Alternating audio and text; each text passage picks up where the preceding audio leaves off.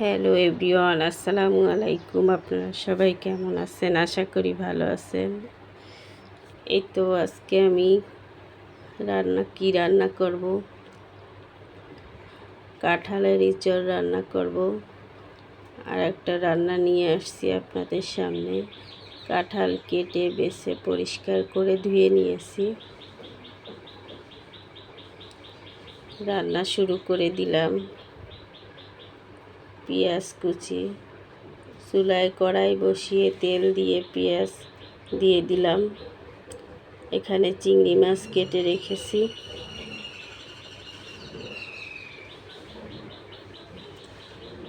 কাঁঠাল রান্না করতে আমরা নারকেল দিয়ে রান্না করি। চিংড়ি মাছ আর নারকেল দিয়ে রান্না করি। ওখানে নারকেল বেটে রেখেছি।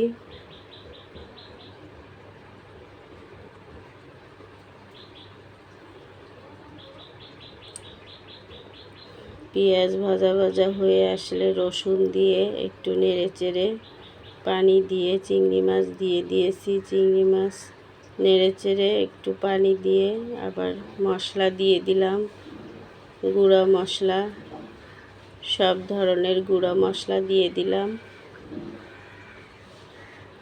মশলাটা ভালোভাবে কষিয়ে নিচ্ছি। মাংস রান্না করতে যে মশলা ব্যবহার করি, কাঁঠালের ইঁচড় রান্না করতেও আমরা সেম মশলা ব্যবহার করি।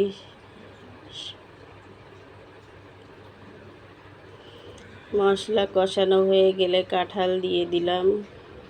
কেটে রাখা কাঁঠাল দিয়ে ভালোভাবে নেড়ে চেড়ে কষিয়ে নিচ্ছি।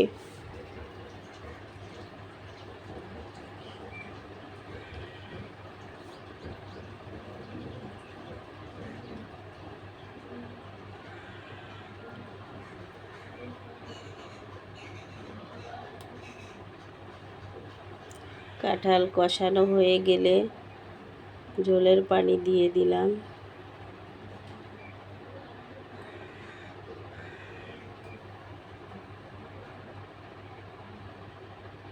কাঁঠাল রান্না খেতে কে কে পছন্দ করেন কমেন্টসে জানাবেন।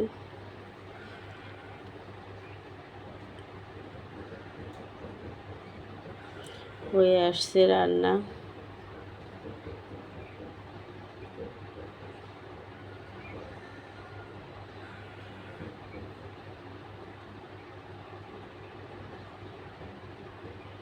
এভাবে কাঁঠাল রান্না করে খেয়ে দেখবেন, অনেক মজা লাগে। যারা খেয়েছেন তারা তো জানেন। যাই হোক, কেমন হয়েছে আমার কাঁঠাল রান্না কমেন্টে জানাবেন, লাইক শেয়ার করে দিবেন। খাওয়া দাওয়া শেষ করে সন্ধ্যার পরে চলে আসলাম ঘুরতে। যারা এতক্ষণ ধরে আমার ভিডিওটা দেখেছেন তাদেরকে অনেক অনেক ধন্যবাদ।